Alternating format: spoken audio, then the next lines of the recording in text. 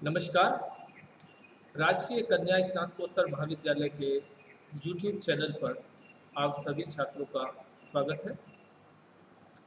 मैं doctor Manoj Tomar, associate professor समाजशास्त्र। आज बीए थर्ड ईयर के एक पेपर जिसका नाम सामाजिक समस्याएं है, उसमें से एक सामाजिक समस्या के बारे में आज चर्चा की जाएगी,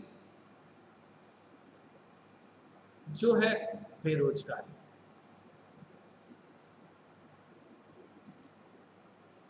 छात्रों, भारत में अनेक सामाजिक समस्याएं हैं, जिनमें से एक बड़ी ही महत्वपूर्ण सामाजिक समस्या है, वो बेरोजगारी है। बेरोजगारी के बारे में समाजशास्त्र के अतिरिक्त अर्थशास्त्र के विद्वान अपने विचार प्रकट करते हैं और अर्थशास्त्र विषय में भी इस पर प्रश्न पूछे जाते हैं। पिछले कुछ वर्षों से हम लोग कक्षा में छात्रों के सम्मुख बैठकर इस टॉपिक को पढ़ाते रहे हैं और छात्रों से अंतःक्रिया करते रहे हैं। एक बात जो मुझे महसूस हुई कि बच्चे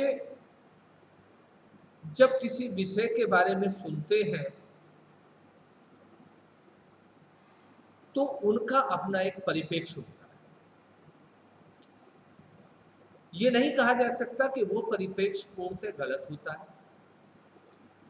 लेकिन वो इस तरीके से होता है कि जब बच्चे से पूछा जाता है तो वो उनको शब्दों में नहीं पिरो पाता। हम जिस भी टॉपिक को शुरू करते हैं, सबसे पहले छात्रों से पूछा जाता है कि इसका क्या मतलब है। जैसे आज हम बात करें बेरोजगारी, तो जब हम क्लास में पूछते हैं कि बेरोजगारी क्या होती है, या हम आपसे भी ये सवाल करते हैं, ये प्रश्न करते हैं कि बेरोजगारी से क्या मतलब है, तो सामान्यतः कुछ जवाब हमारे पास आते हैं। और वो जवाब क्या होते हैं? सर, बेरोजगारी से मतलब जिसकी नौकरी ना लगे। अच्छा। और जिसको काम ना मिला। चलो ठीक। और जो पढ़ा लिखा ना हो। ठीक है। तो ऐसे कुछ जवाब आते हैं। अब मैं आपसे पूछता हूं कि अगर किसी की नौकरी नहीं लगी तो क्या वो वाकई बेरोजगार है? आप छात्र हैं, पढ़ रहे हैं, आपकी नौकरी नहीं लगी है, तो क्या आप बेरोजगार हैं? एक कारपेंटर है जो अपनी दुकान चलाता है और दुकान पर फर्नीचर बनाता है, बेचता है, तो उसकी तो कोई नौकरी नहीं लगी हुई है, तो क्या वो बेरोजगार है? एक व्यक्ति जो हेयर कटिंग सैलून चलाता है, उसकी कोई नौकरी नहीं लगी हुई है, तो क्या वो बेरोजगार है? इन प्रश्नों पर आपको विचार करना आवश्यक है। दूसरी बात कि साहब, जो पढ़ लिया उसे काम नहीं मिला। जो पढ़ लिया उसे काम नहीं मिला, या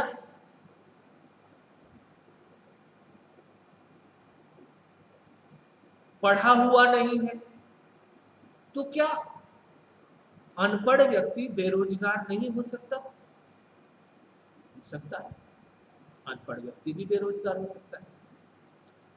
और जिसने लिखाई पढ़ाई की है, जो पढ़ा लिखा है, वो कहता है कि मुझे काम नहीं मिला, मैं बेरोजगार हूं। हाँ, वो बेरोजगार हो सकता है, लेकिन काम नहीं मिला अगर उनसे पूछा जाए कि क्या आपने किसी से काम मांगा था, क्या आप काम करना चाहते हैं, और वो कहता है कि मैंने किसी से कोई काम नहीं मांगा, तो जब आपने काम नहीं मांगा तो काम आपके पास तो चल कर आएगा नहीं, तो आप कैसे बेरोजगार हो। एक व्यक्ति कहता है कि मुझे तो बड़ी नौकरी चाहिए, और उस बड़ी नौकरी के लिए उस व्यक्ति के पास वो काबिलियत या वो योग्यता नहीं है, और उसको वो काम नहीं मिला, तो क्या वो बेरोजगार है? नहीं। तो सबसे पहले हम बात करेंगे कि बेरोजगारी वास्तव में है क्या। बेरोजगारी से हमारा तात्पर्य क्या है, बेरोजगार हम किसे कहें।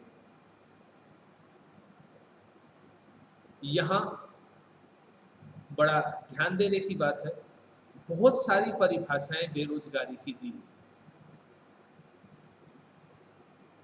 लेकिन एक परिभाषा बेरोजगारी की कि एक व्यक्ति जो कोई काम करना चाहता है, एक व्यक्ति काम करना चाहता है, उस काम की करने की योग्यता वह रखता है, उसके लिए उस काम को करने के पाने के लिए प्रयास करता है, और फिर भी उसको काम नहीं मिलता है, वह व्यक्ति बेरोजगार की श्रेणी में आता है। यानी कि सबसे पहले बात व्यक्ति की किसी काम को करने की योग्यता हो जो वो मांग रहा है, दूसरी बात उसको वो मांगता है, तीसरी बात उसको पाने के प्रयास करता है, उसके बावजूद भी उसे काम नहीं मिलता, वो व्यक्ति बेरोजगारी की श्रेणी में आता है। अब ये व्यक्ति पढ़ा लिखा हो सकता है, अनपढ़ हो सकता है। देखिए, हम रोज अपने नगरों में, महानगरों में जगह जगह चौराहों पर मजदूरों की भीड़ देखते हैं। वो मजदूर सुबह आते हैं और सुबह एक जगह इकट्ठे होते हैं, लोगों को मजदूरों की जरूरत होती है, वहां पर पहुंचते हैं और मजदूरों को लेके चले जाते हैं, उनको मजदूरी मिलती है तो काम मिल जाता है। वो एक स्थान है जहां लोग इकट्ठा होते हैं और वहां उनको लेने वाले लोग आते हैं। तो वो व्यक्ति अपने काम पाने का प्रयास करता है, वहां पर आता है तो वो उसका एक प्रयास है। दूसरी चीज, उसके पास आते हैं कि सर हमें ये काम करना है, वो व्यक्ति कहता है कि मैं इस काम को करने में सक्षम नहीं हूं, या मैं ये काम करने में इंटरेस्टेड नहीं हूं। तो उनको काम अगर नहीं मिलता, आप काम करने में इंटरेस्टेड नहीं है, तब आपको काम नहीं मिलता, तो तब आप इंटरेस्टेड नहीं है, तब वो बेरोजगारी की श्रेणी में नहीं आता।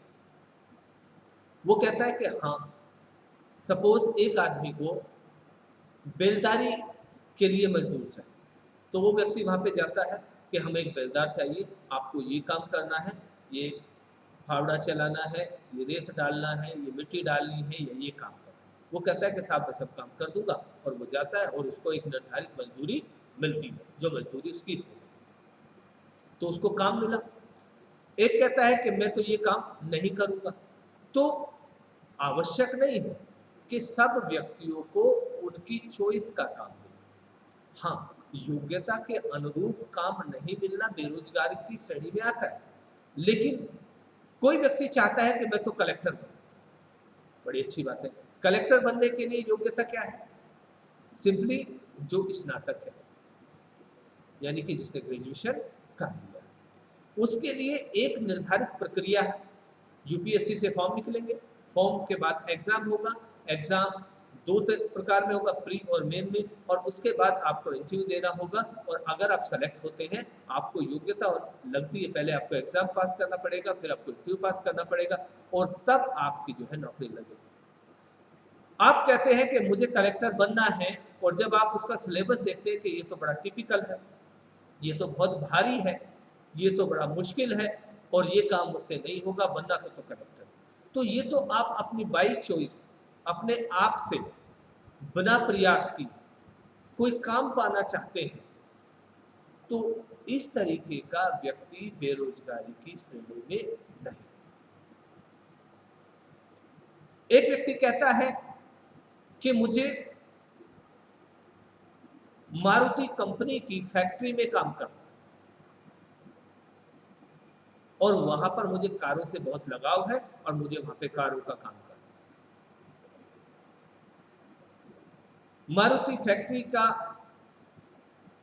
जो बोर्ड है, जो वहां पर कर्मचारियों को रखता है, वो उनसे पूछता है कि कारों के बारे में आप क्या जानते हैं। तो वो कहता है कारों के बारे में कुछ नहीं जानता। आपके पास कौन सी ऐसी क्वालिटी है कि क्या कर सकते हैं? आप पेंट कर सकते हैं, फिटिंग कर सकते हैं, इलेक्ट्रीशियन का काम जानते हैं, कौन सा काम आप जानते हैं? वो कहता है कि काम तो मैं कोई नहीं जानता। तो तब अगर आप कोई काम नहीं जानते, कारों के बारे में ज्यादा नहीं जानते, तो वो आपको काम क्यों देगा? आप अपने घर पर किसी को काम करने के लिए बुलाते हैं तो आप अपेक्षा करते हैं कि वो जो काम आप कराएंगे वो उस पर भली भांति आता हो, तभी आप उसको काम देंगे, वरना आप उसको काम नहीं देंगे।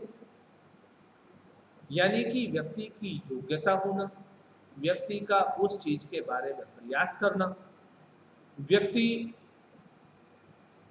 का उस बारे में शारीरिक और मानसिक रूप से सक्षम होना, ये तीनों चीजें अगर व्यक्ति में हैं और वो प्रयास करता है, काम मांगता है और फिर भी उसको काम नहीं मिलता, तो उसको हम बेरोजगारी कहते हैं। अब भारत में ये समस्या बहुत बड़ी है। यदि हम बात करें तो ऐसे बहुत सारे व्यक्ति हैं जो व्यक्ति अपनी योग्यता के अनुरूप काम उनको नहीं मिला और वो काम भी कर रहे हैं, तो क्या वो बेरोजगार नहीं है?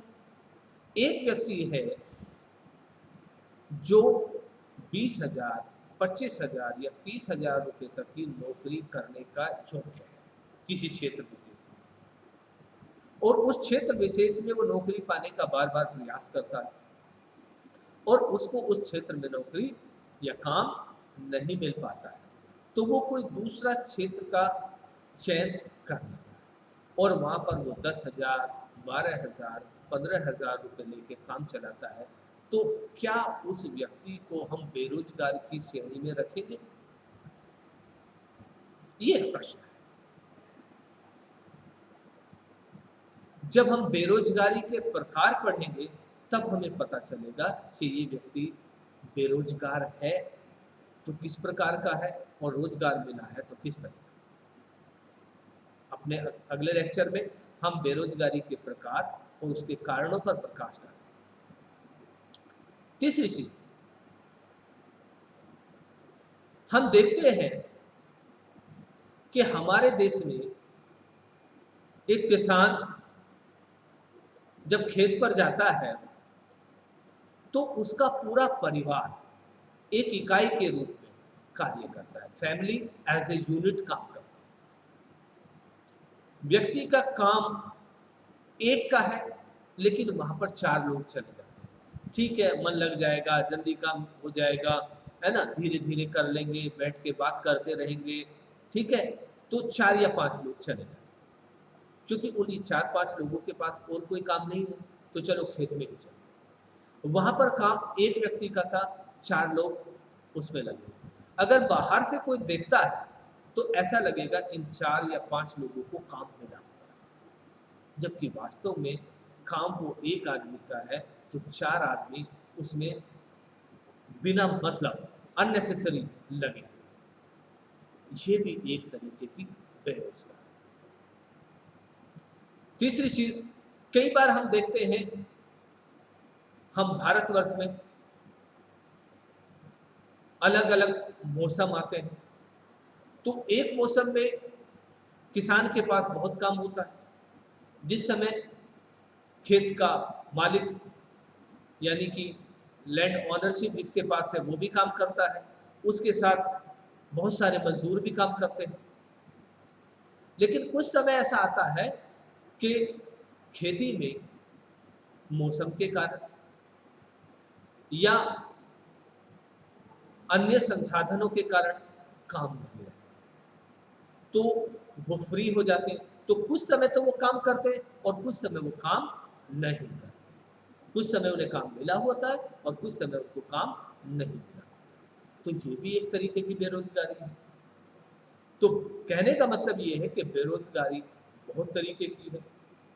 उसके कारण क्या है? वो कौन से कारण हैं जिनके कारण भारत में बेरोजगारी की दर काफी है? और अगर हम वर्तमान की बात करें तो ये बेरोजगारी दर और भी ज्यादा बढ़ रही है। पिछले कुछ वर्षों की बात करें तो भारत सरकार के आंकड़ों के अनुसार ही ये बेरोजगारी दर बढ़ती चली जाती है। तो उसके क्या कारण है? एक समाजशास्त्री होने के कारण हमें इनके कारण, इनके प्रभाव के बारे में जिक्र करना होगा। आज हमने आपसे बात की बेरोजगारी की परिभाषा के बारे में, भिन्न भिन्न तरीके के बेरोजगारों के बारे में। अगले लेक्चर में हम बात करेंगे बेरोजगारी के कारण, बेरोजगारी के प्रकार और बेरोजगारी के समाज पर प्रभाव। आपसे निवेदन है कि आप इस चीज को ध्यान से समझें, पढ़ें और एक चिंतन मनन करें कि भारत में इस बेरोजगारी के क्या कारण हैं। जी धन्यवाद।